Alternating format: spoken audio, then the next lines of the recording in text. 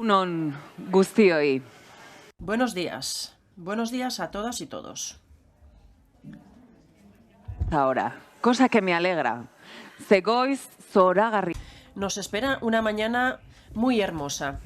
Buenos días a todas y todos. Ahora sí, bienvenidas, bienvenidos a todas las personas asistentes y a las personas que nos siguen desde el streaming. Es todo un placer acoger este congreso de igualdad, ciencia y tecnología por un cambio de paradigma y dar comienzo a esta segunda jornada de esta conferencia.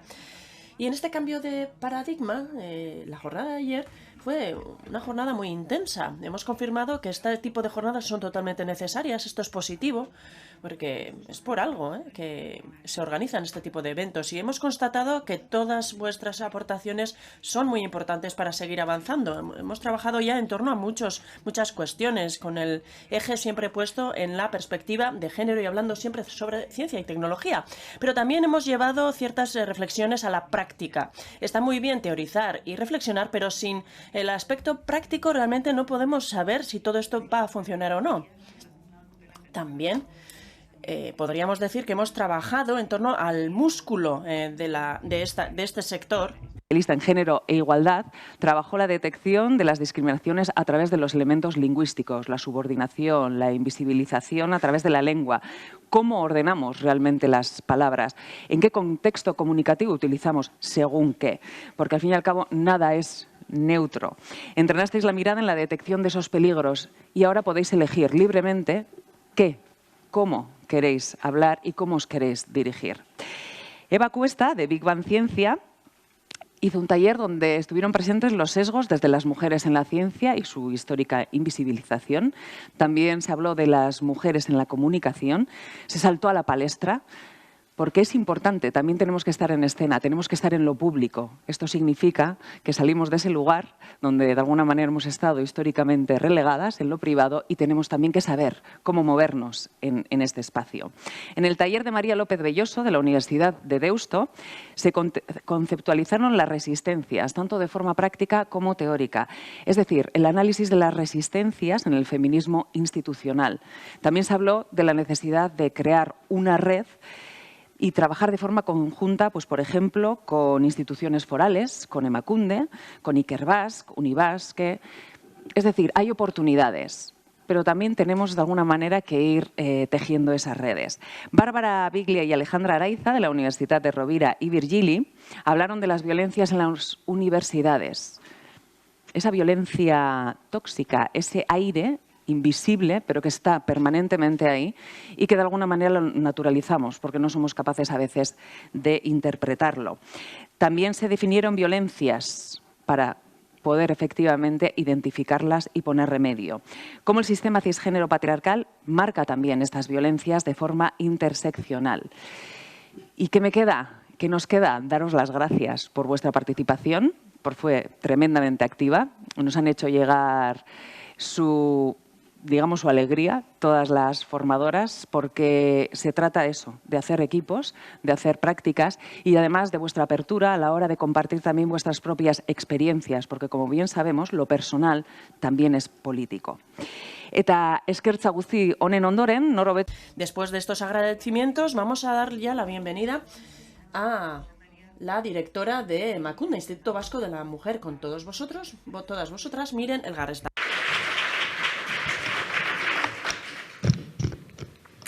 Eskerrik asko. Muchas gracias, Maitena. Gracias a todos y todas.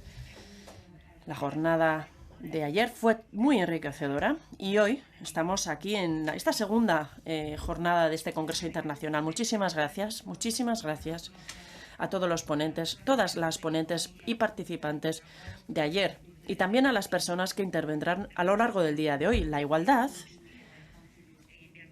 tiene que avanzar en todos los ámbitos. Es importante que todos estos sectores, todos estos ámbitos, cuenten con agentes que se impliquen, ya que son aquellos los que conocen mejor cada ámbito, para que den un fuerte empujón a la igualdad.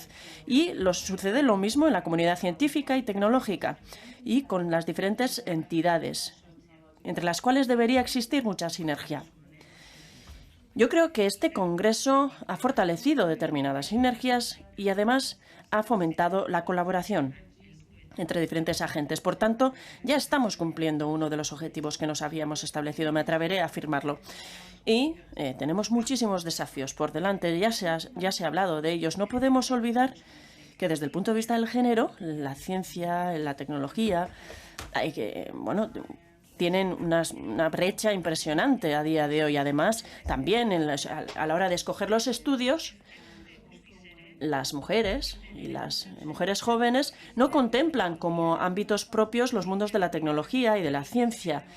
Los estudios de ciencia y tecnología no están encauzados, no están dirigidos para un sujeto neutro.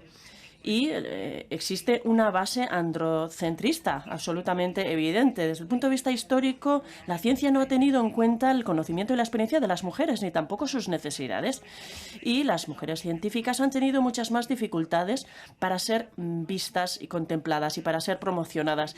Y ahí hay mucha más tela que cortar. Ante esta situación, a través de este congreso queremos buscar soluciones, queremos buscar estrategias efectivas también. En el mundo de la ciencia y la tecnología es grande y es importante ahondar en las razones que lo provocan. Y al mismo tiempo es imprescindible centrarnos en lo positivo, no en lo negativo. Tenemos que pensar en positivo y hacia adelante, en las oportunidades, en las posibilidades que nos ofrecen la ciencia y la tecnología como instrumentos de cambio. Y ayer creo que en las exposiciones se hablaba mucho precisamente desde esta óptica. Queremos que la próxima generación sea la de la igualdad. Por eso impulsamos Berdinaldia, el Pacto de País por la Igualdad y para la Igualdad. Y por eso es necesario ofrecer herramientas transformadoras, especialmente en este mundo de la ciencia y de la tecnología, que es tan importante para la juventud y que está tan presente en nuestras vidas. Hoy escucharemos de nuevo, con mucha atención, todo lo que nos vayan a contar las personas expertas a las que quiero agradecer desde esta posición nuestra generosidad y vuestra generosidad por compartir vuestro conocimiento en esta materia. Eta horri guztiagatik. Por todo ello, muchísimas gracias a todas y todos. Espero que la jornada de hoy también sea muy enriquecedora para todas y todos. Muchísimas gracias. Mila esker, Elgarresta Anderea. Muchísimas gracias, señora Elgarresta. Bien, demos comienzo ya a la primera ponencia de hoy. Como todas sabéis, existe una agenda de igualdad que pretende promover la lucha contra las desigualdades y hablamos de una serie de compromisos específicos en educación, en política, en economía, que se deben reflejar en todos los ámbitos de la vida. Dicho esto, es cierto que hablamos de derechos humanos una y otra vez. Lo estamos recordando. Se ha avanzado, eso es así. Y estamos avanzando y estamos dando pasos, tal como decía la señora Elgarresta, tenemos que mantener esta perspectiva positiva. Pero después de la Convención de Beijing, es cierto que no hemos avanzado todo lo que quisiéramos en los cambios que se propusieron en esta convención y no hemos podido avanzar todo lo rápido que hubiéramos deseado. Por eso sabemos que no nos podemos relajar. Además, todavía a día de hoy la brecha de género es toda una realidad. Los estereotipos de género son una realidad y a la hora de escoger nuestros oficios, estos estereotipos son determinantes y por tanto nos preguntamos hasta qué punto somos libres a la hora de escoger, cuando tenemos todos estos elementos incorporados en nuestro ser. En muchas empresas, además, hay unas organizaciones, unas culturas de organización que no contemplan toda esta perspectiva de género y por este motivo no es posible atraer el talento de la mujer. Necesitamos más liderazgos de mujeres en tecnología, en ciencia, en todos los ámbitos. Pero esto no será posible si no hay una seguridad económica, si no hay condiciones de trabajo dignas, si no hay una seguridad física. Se disculpa la oradora por su tos. Es decir, es necesario promover espacios sin acoso y promover la salud mental. No lo olvidemos, la violencia simbólica nos atraviesa. Y también es necesario proteger nuestro tiempo. Nadie habla acerca de proteger nuestro tiempo. Necesitamos nuestro tiempo. Es nuestro. Y esto supone que hay que mejorar la conciliación familiar. Esto ha de ser un elemento real. Además, hablamos del acceso a las tecnologías digitales, que está aumentando. Cada día tenemos más acceso, pero queremos crear ese acceso y necesitamos reconocimiento para ello. De todo ello nos va a hablar la siguiente ponente. Tenemos a Hélène Molinier. Digital Cooperation for Gender Equality and Thematic Manager of the... Hélène Molinier, Senior Advisor on Digital Gender Equality Cooperation on the Thematic Lead of the GF Action Coalition de Naciones Unidas. Le cedemos la palabra.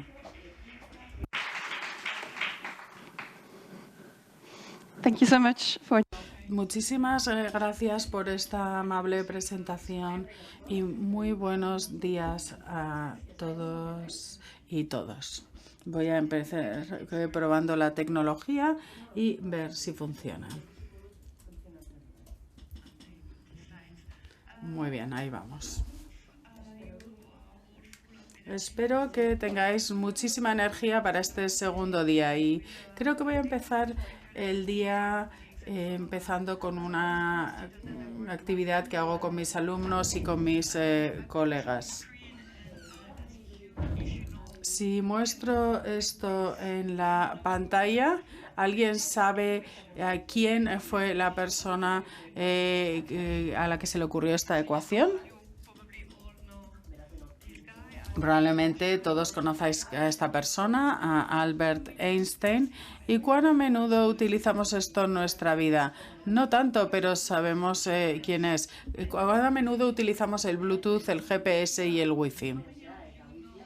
¿Y cuántas y cuántos sabéis que esta tecnología proviene de un inventor que trabajó en este sistema de frecuencia durante la Primera Guerra Mundial? Veo 2, 3 manos levantadas.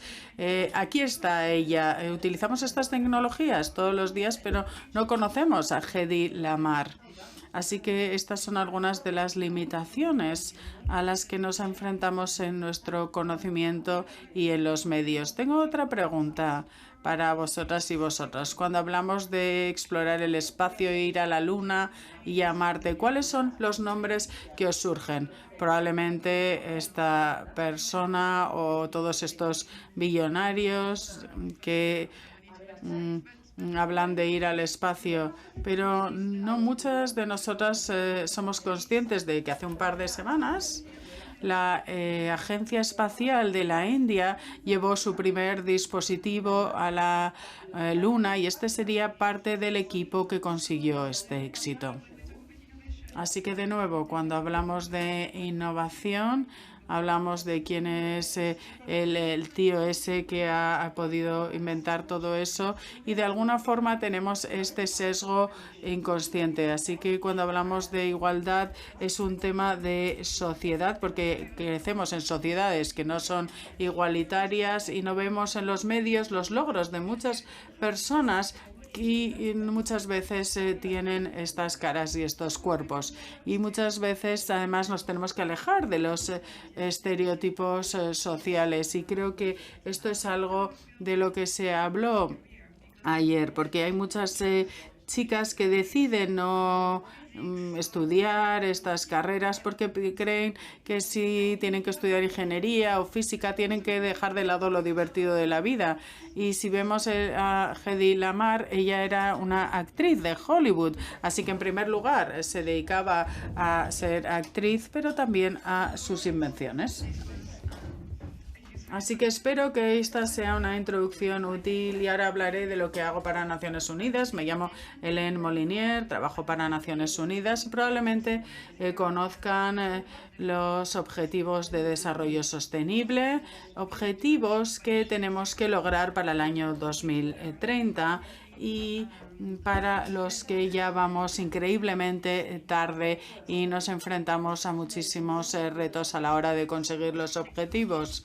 En cuanto a la tecnología lo que ha hecho es abrir muchos caminos de esperanza para la utilización de la tecnología, la innovación y la digitalización para poder lograr estos objetivos. Pero lo que también hemos observado es que toda esta tecnología supone nuevos riesgos.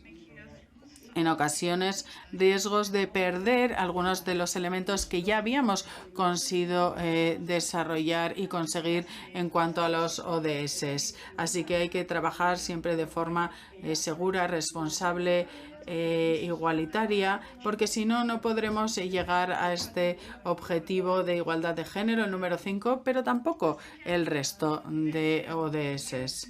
La segunda imagen que vemos aquí dice que la tecnología refleja a las personas que lo crean. Así que, ¿quién crea esta tecnología? Lo vimos ayer. Muchas de las personas son hombres porque únicamente un tercio de las mujeres forman parte de este mundo. Pero si vamos a las patentes del mundo, el 55% provienen de 5 países. Por lo tanto, nos encontramos en una situación en la que el mundo se le está dando forma por una minoría y muchas veces esta minoría no tiene en cuenta el género. Por lo tanto, infraestructura, cómo construimos los coches, cómo se desarrolla una ciudad, se hace sin tener en cuenta el género. Y esto es algo que escuchamos ayer. Hay demasiadas personas que piensan que la diversidad, la inclusividad y el género son irrelevantes a la tecnología y estos campos de trabajo. Y hay personas que no ven el mundo de la ciencia y de la tecnología un lugar donde puede avanzar la agenda de la igualdad. Por lo tanto, vivimos en un mundo en el que las mujeres tienen un 72% de tener mayores daños en un accidente de coche. ¿Y por qué es así? Durante mucho tiempo, todas las pruebas, las tests, se hacían únicamente con maniquís de hombres, pero incluso hoy en día, con los datos, si vemos las agencias de seguridad, la mayor parte de los países para estas pruebas solo requieren que se hagan con un ejemplo de hombre. No es obligatorio hacerlo con una mujer. Por lo tanto, hay una pérdida de oportunidades y vidas. Por lo tanto, como decía, cuando hablamos de tecnología responsable en cuanto a género, no es simplemente algo amable y bonito, sino que estamos hablando de evitar daños en personas. Y además, si no se hace bien desde un principio, lleva muchísimo tiempo el poder arreglarlo. Estos primeros test con maniquís se hicieron en el año 49 y llevó más de 10 años el tener una versión de mujer y otros 20 años para ser conscientes de que también teníamos que tener una versión de niños, porque también pueden estar en un accidente. Y luego ya se fue consciente de que a veces las mujeres están embarazadas, por lo tanto el cuerpo es distinto y el impacto es distinto. Otra cosa que me gustaría mostrarles, y no sé si todo el mundo ha leído el libro Invisible Women, que realmente recomiendo, y si vemos el cuerpo de la mujer, esto es lo que muchas veces cuando estamos trabajando en la tecnología y muchas veces simplemente es como un hombre más pequeño, a veces un hombre más pequeño con pecho y ya está. Pero realmente tenemos que tener en cuenta distintos tipos de cuerpos, la fortaleza de los huesos, y esto es todo importante para que la tecnología luego realmente se adapte y sea la adecuada. Y esto además tiene un impacto. Tenemos los datos para el mundo analógico, en este tipo de mundo. Pero ahora pasamos al mundo digital. Y en el mundo digital muchas veces de forma intuitiva no se ve el daño que puede causar este tipo de tecnología. Hay menos datos, pero aún así existen muchísimos ejemplos de cómo la discriminación causada por el sesgo de la inteligencia artificial, cómo la tecnología en ocasiones se utiliza para agredir a una mujer. Y luego también tenemos aplicaciones o apps de salud que no tienen en cuenta los derechos reproductivos de la mujer, o asistentes digitales que se ven como ayudantes mujeres que te pueden decir dónde comprar condones en tu zona, pero no dónde encontrar una contracepción de emergencia. Así que recientemente, no sé si han oído hablar de Femtech. Femtech es una tecnología específica desarrollada para la salud reproductiva de las mujeres y comenzó en el año 2017. Así que es solo recientemente cuando vemos a más mujeres, no únicamente mujeres, sino más innovadoras e innovadores que se centran en elementos de interés para las mujeres. Pero aún así existen muchísimas brechas y no vemos mucha tecnología que se desarrolle para la industria de los cuidados, por ejemplo. Obviamente todo esto da forma a nuestras vidas, nuestro trabajo, nuestro sistema educativo y cómo accedemos a nuestros derechos. Por lo tanto, existe un gran riesgo si continuamos con este patrón de innovación ciega al género, o que no tiene en cuenta el género. ¿Qué es lo que se está haciendo en Naciones Unidas en cuanto a este tema? Tal y como he comentado en la introducción, hace más de 25 años tuvimos la cuarta conferencia de la mujer que se organizó en Beijing y de ahí surgió un documento muy importante que es la plataforma de Beijing para la acción con 12 pilares para conseguir la igualdad de género.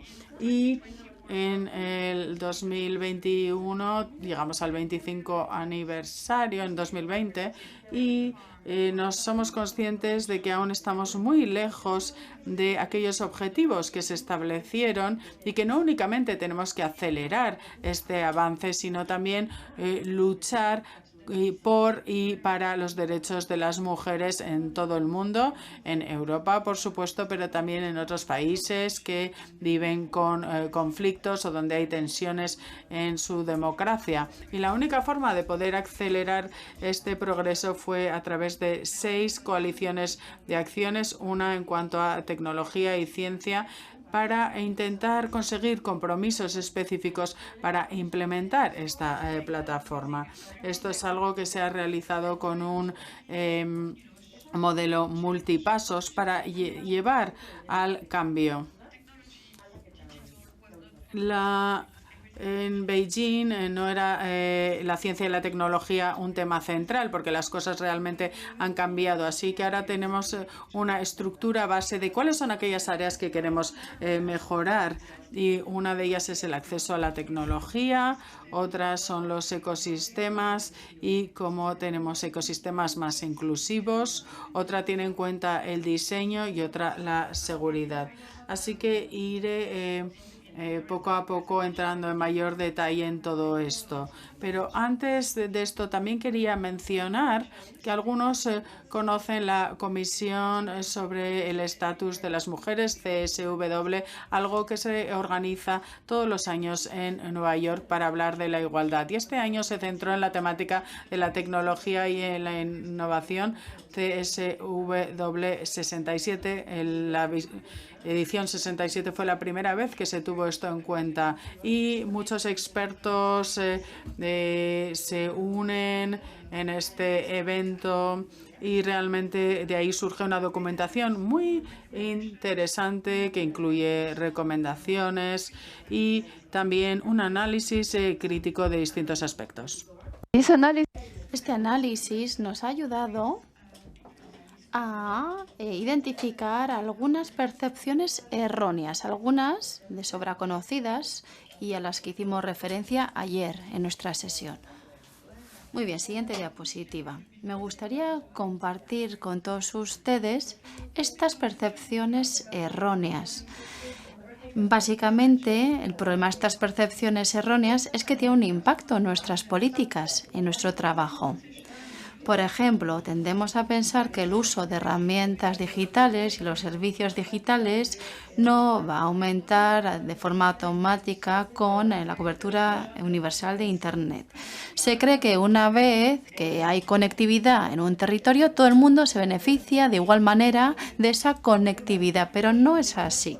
Por ejemplo, si analizamos los países menos desarrollados, vemos que la cobertura de banda alcanza el 75% de la población, pero lo que vemos es que hay una gran brecha porque solo hay un 25% online, pese a ese 75% de cobertura, y un 52% son hombres. Hay una mayor probabilidad de hombres utilizando los servicios y las herramientas digitales. Así que no basta con la cobertura. Eso no significa que vaya a haber una utilización efectiva. Hay que tener en cuenta todos los factores que entran en juego, por ejemplo, la asequibilidad, las competencias digitales, la privacidad, la seguridad. ¿Estamos utilizando un lenguaje adecuado? ¿Quién es el propietario del dispositivo en el hogar, por ejemplo? Tenemos que tener en cuenta también la capacidad para poder utilizar esos dispositivos digitales. También el hecho de tener electricidad en casa. En definitiva, son muchos los factores que entran en juego. Tenemos que tener en cuenta que muchas veces las mujeres tienen dificultades para poder acceder. Sea simplemente acceder a esos dispositivos. Vemos muchas disparidades entre regiones y entre países. Vemos que las mujeres de más edad, o las mujeres de zonas rurales, o las mujeres con discapacidad tienen pues más dificultades para acceder a las nuevas tecnologías. Seguro que han oído hablar de la brecha digital. Si analizan bien los datos, en realidad no hay solo una única brecha, hay múltiples brechas digitales que tenemos que tener en cuenta a la hora de programar y definir políticas. Otra percepción errónea a la que aludíamos ayer tiene que ver con los estereotipos. Uno de los estereotipos más habituales es que a las mujeres no les interesa la tecnología o que a las mujeres pues no se les da tan bien, no son tan duchas en la materia, no son tan habilidosas. Eso es una percepción errónea. Y vemos que hay, muchos programas que ahora se están centrando precisamente en las mujeres. Pero necesitamos los programas que combatan estos estereotipos. Tenemos que poner fin a esos programas que perpetúan las disparidades, que no apoyan a las mujeres. Tenemos que empoderar a las personas en las instituciones para que puedan materializar el cambio para las mujeres. Muchas veces se dice además que la digitalización es un democratizador que nos brinda a todos las mismas oportunidades. Tendemos a pensar que la tecnología es neutral, que es fabulosa, pero me parece que como hay un enfoque de one size fits all, un enfoque único, lo que ocurre es que hay muchos servicios y muchas herramientas que han sido diseñados por hombres, por varones, y que no son accesibles para colectivos marginados o para mujeres. Como consecuencia, lo que ocurre es que, no garantizamos una igualdad de oportunidades y la tecnología no despliega, por tanto, todo su potencial. Por último, me gustaría aludir a la cooperación digital. Vemos que en muchos casos la colaboración o la cooperación digital se centra en cuestiones como las infraestructuras, en la economía digital, en cuestiones técnicas, pero no analizamos suficientemente cómo la tecnología genera desequilibrios en la sociedad, cómo muchas veces no tiene en cuenta la perspectiva de género. Hoy estábamos hablando de tecnología y género y Si mañana van a ustedes a una conferencia sobre tecnología, sobre IA, sobre el metaverso, cualquier tema novedoso, seguro que no se abordan estas cuestiones desde una perspectiva de género, y si se hace será muy, muy superficial. Por eso tenemos que hacer un esfuerzo extra para que cuando se hable de tecnología se adopte un enfoque de género, asegurarnos siempre estas consideraciones, no dejarlas de lado. Muy bien, pues todas estas percepciones erróneas han tenido un impacto en las políticas y en las prioridades. Y nosotros, en nuestro trabajo desde ONU Mujeres, nos hemos querido centrar en 4 prioridades que están todas ellas interrelacionadas. La primera es la prioridad del acceso. Tenemos que tener en cuenta esos miles de millones de personas que no se pueden conectar a Internet. Hay que garantizar el acceso. Y quienes se conectan a Internet, pues se conectan lógicamente en aquellos lugares donde hay cobertura, pero vemos que en muchos países el porcentaje de mujeres conectadas es muy bajo, y cuando se conecten a Internet tenemos que garantizar la seguridad y la experiencia, una buena experiencia de usuario.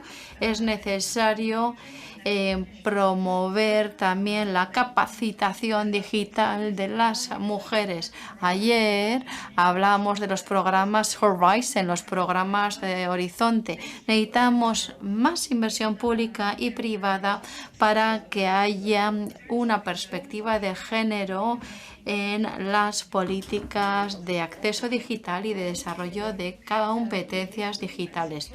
También nos tenemos que centrar en la alfabetización digital, en las competencias, e invertir también en los profesores. Analicemos las infraestructuras escolares, la capacidad de los docentes para impartir las competencias digitales, teniendo en cuenta la perspectiva de género, que haya un aprendizaje híbrido y que el contenido sea relevante también para las niñas, y que eviten los estereotipos, porque esos estereotipos al fin y al cabo lo que hacen es perpetuar esas brechas. Tenemos que transformar la forma en la que se imparten las materias STEM, de ciencia, tecnología, ingeniería y matemática. Segundo lugar, ecosistemas. ¿Qué es lo que queremos trasladar aquí?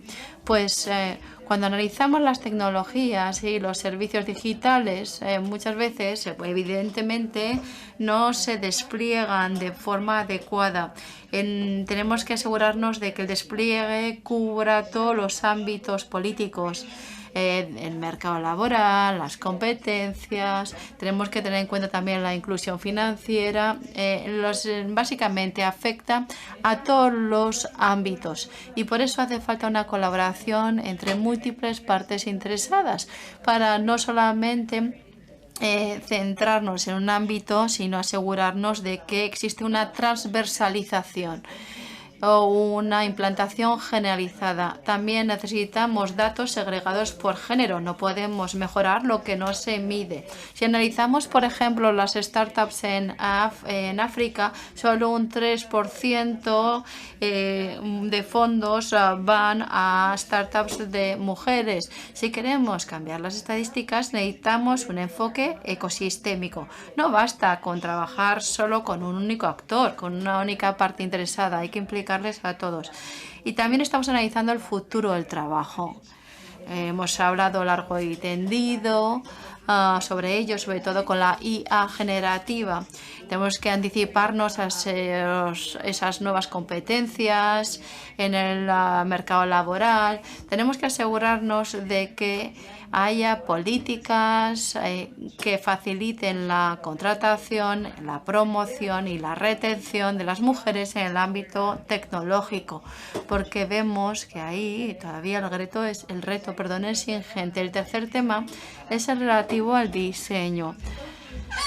Y no solamente hablamos de diseños, necesitamos perspectivas de género, no solamente en la fase del diseño, también en la fase de desarrollo y de puesta en práctica o implantación. Lo que necesitamos es paridad, evidentemente, en los equipos, y tenemos que reconocer a las mujeres no solo como usuarias de tecnología, sino también creadoras de tecnología. Ya conocerán el porcentaje de premiadas con el premio Nobel. El porcentaje de mujeres distinguidas con el Nobel es bajísimo, un 4%. Y tenemos que cambiar esto, y para ello hace falta equipos con mayor equilibrio de género. Además, necesitamos equipos multi o transfuncionales. Necesitamos a más mujeres en el sector tecnológico. Necesitamos también un enfoque multidisciplinar, porque muchos de los retos tecnológicos a los que nos enfrentamos requieren, por ejemplo, de un enfoque de ciencias sociales, y vemos que todavía abordamos como si fueran silos las distintas disciplinas, las ciencias sociales, las ciencias. Hace falta un enfoque transversal. También hace falta un enfoque de diseño que promueva la transparencia y también que tenga en cuenta los derechos humanos. Durante mucho tiempo nos hemos centrado en la ética, pero la ética solo nos lleva hasta cierto punto. Tenemos que centrarnos ahora en los derechos humanos. Los gobiernos se tienen que implicar, y también las empresas tecnológicas tienen que tener en cuenta los derechos humanos a la hora de llevar a cabo sus funciones, sus labores. Y en último término me voy a centrar en la seguridad. Es una prioridad fundamental. Cómo prevenir y eliminar la violencia de género facilitada o mediada por la tecnología. Internet puede ser tóxico porque, bueno, se ha convertido en un mundo que se presta al acoso, al discurso del odio, y muchas veces quien se lleva la peor parte son las niñas, son las mujeres. Estamos viendo cómo también la tecnología se está utilizando para silenciar y controlar a las mujeres. Vemos como muchas periodistas, muchas políticas, muchas defensoras de los derechos humanos están siendo silenciadas en los medios de comunicación, en Internet. ¿Qué podemos hacer para combatirlo? Pues hay que actuar a través de la educación. Gran parte de la prevención contra la desinformación y contra el discurso del odio tiene que pasar por la educación. Hay que implicar a los hombres como agentes del cambio y las mujeres. Además, necesitamos políticas estratégicas. Y necesitamos revisar el marco regulatorio, necesitamos formar también a los jueces, a las fuerzas del Estado en torno a la necesidad de comprender estos factores de género. Y también tenemos que trabajar con el sector privado, no solo como el público. ¿Cómo podemos trasladar estas prioridades a todos los actores para que todos respeten y promuevan los derechos humanos? Este marco se ha aprobado en la cumbre CSW 67 y ha sido una aportación muy significativa, porque antes no se abarcaba lo suficientemente el ámbito de la tecnología. Y ahora, desde esta visión más clara, necesitamos un compromiso político. Ahora hay que poner en práctica estas cuestiones, y los Estados miembros dentro de 5 años tendrán que rendir cuentas. Nosotros creemos con este marco incidir en el llamado Pacto Digital Mundial. No sé si les suena este Pacto Digital Mundial. Es una oportunidad que tenemos de oro para dar forma al futuro en general. Esto se lanzó hace 2 años por parte del secretario general de la ONU, que quiere que este pacto promueva unos principios comunes para desarrollar un futuro digital abierto, seguro y libre. Y Volviendo a lo que decía anteriormente sobre esas percepciones erróneas, como pueden ver en la diapositiva, el término género no consta en este marco. Y el género se considera un objetivo transversal, pero debido a su transversalidad, pues muchas veces desaparece o se aborda de forma marginal. Por eso nosotros estamos trabajando con los Estados miembros para hacer un llamamiento a la acción, para que el género se transversalice, se integre. Ha habido 10 Estados miembros que así lo han solicitado en la última reunión de la Asamblea General y estamos animando a más países a sumarse a este llamamiento. Nosotros queremos que este Pacto Digital Mundial no solamente promueva o defienda la conectividad universal, sino que tenemos que ser capaces de combatir esas desigualdades digitales. Cada vez se conecta más gente, pero esa brecha de género digital sigue aumentando. Por eso tenemos que poner en foco en esta cuestión. También queremos que haya una posición clara en lo que se refiere a la normativa. No podemos tratar la innovación, la tecnología de forma separada. Muchas veces se dice que si regulas la IA o las nuevas tecnologías, pues no vas a poder innovar. Y no es así. Tenemos que ser capaces de garantizar una normativa que arroje luz y promueva la innovación. Tenemos que tener un marco normativo que permita la innovación, pero una innovación que promueva los derechos humanos y que no se traduzca en nuevos riesgos para las mujeres. Y ahora me gustaría hablar del cambio paradigmático. Para lograr este cambio paradigmático tenemos que dar nueva forma a nuestro ecosistema. El secretario general de Naciones Unidas en la última cumbre ha dicho que los Silicon Valleys del mundo no se pueden convertir en valles de la muerte para los derechos de las mujeres. Creo que esta cita lo dice absolutamente todo. Lo que a mí me gustó mucho de esta cumbre es que congrega a los gobiernos, a las autoridades regionales, a los centros de investigación, a la sociedad civil, al sector privado, a todos los agentes, a todas las partes interesadas. Y si no implicamos al gobierno, si no hay un compromiso claro para que después se suban al carro el resto de actores, no conseguiremos nuestros resultados, no materializaremos el cambio. Si esperamos mucho, pues vamos a estar a la zaga.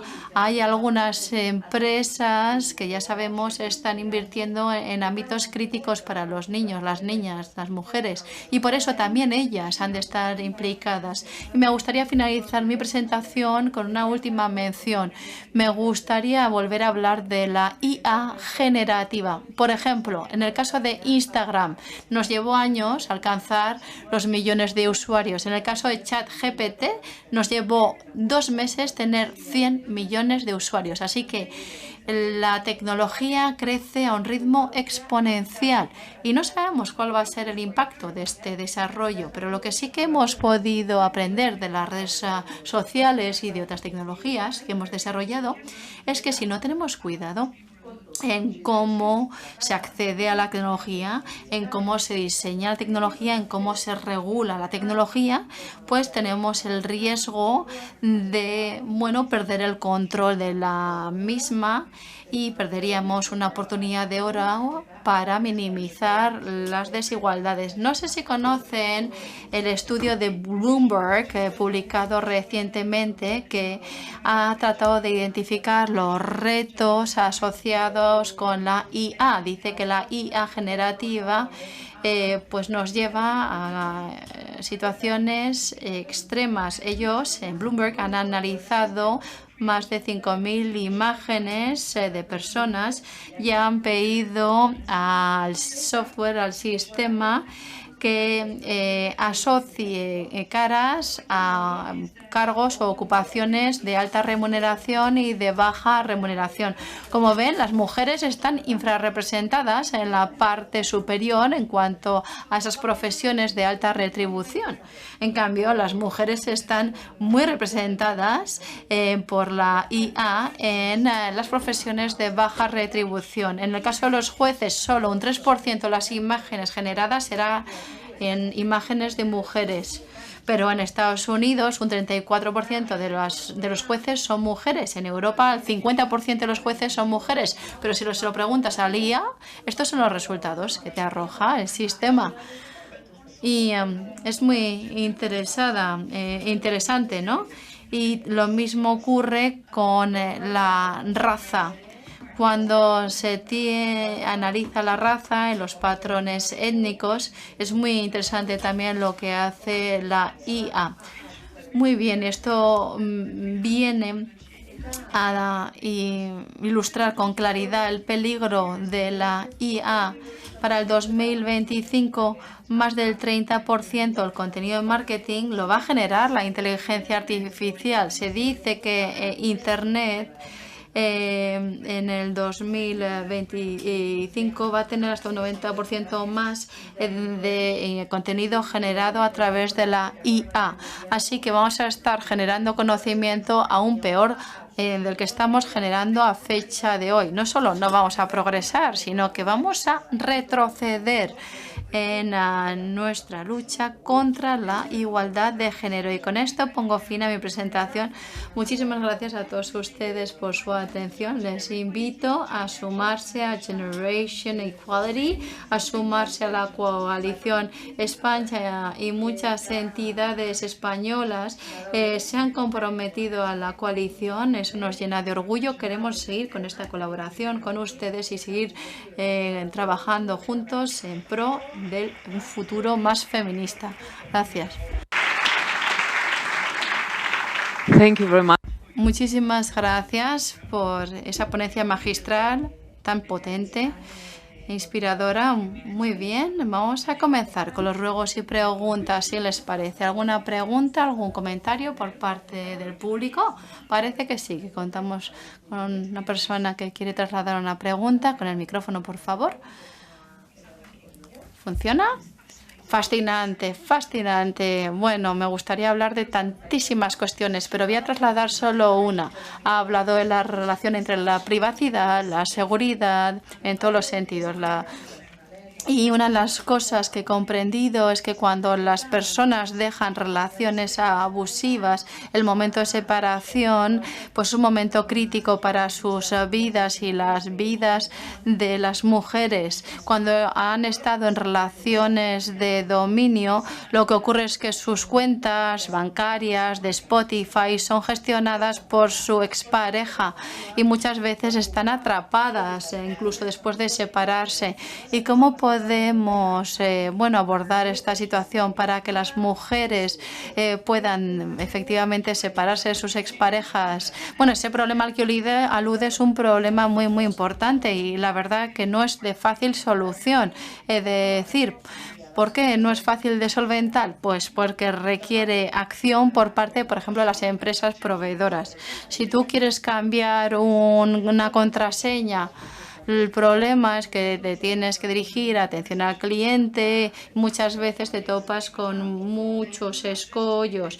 Nosotros les hemos trasladado a los representantes del sector privado que tienen que no solo generar filtros adecuados, también queremos que mejoren la atención al cliente, que comprendan las dificultades a las que se enfrentan las mujeres cuando se separan, si vienen de una relación abusiva, si son víctimas de violencia de género, si están siendo acosadas en línea y tienen dificultades para cambiar la configuración de sus cuentas. Bueno, y la solución es compleja, pero tenemos que ser muy proactivos a la hora de compartir también esta información con las mujeres. Hay que trasladarle a las mujeres, por ejemplo, que tienen que cambiar su contraseña. Y si tienen Siri, por ejemplo, en casa, muchas veces los hombres abandonan el hogar, pero siguen controlando el Siri, escuchan las conversaciones en el hogar, siguen controlando a las mujeres. Así que hay que tener en cuenta, que muchas veces los hombres, aunque no estén en el hogar, controlan el Siri, hasta la nevera, hasta tu coche, te hacen un seguimiento, saben dónde están sus hijos. Y es difícil encontrar una solución, como decía.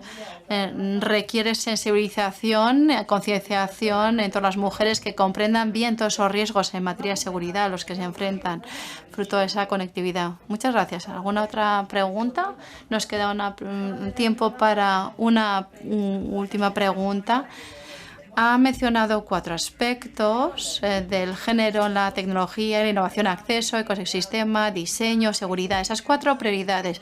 ¿Cuál de esas prioridades está más desarrollada en lo que se refiere a la implantación de una perspectiva de género? ¿Y cuál de esas prioridades es la que peor ha integrado la perspectiva de género? Yo creo que la que peor la ha integrado es el diseño. Ayer escuchábamos la presentación de Londa. En su presentación lo mostró con muchísima claridad. Se están realizando tremendos esfuerzos para tratar de ver qué se puede hacer para aplicar una perspectiva de género a todo lo que se hace. Y es verdad que muchas veces lo haces porque queda muy bien, porque parece que tienes que marcar esa casilla o porque tienes una mujer en el equipo.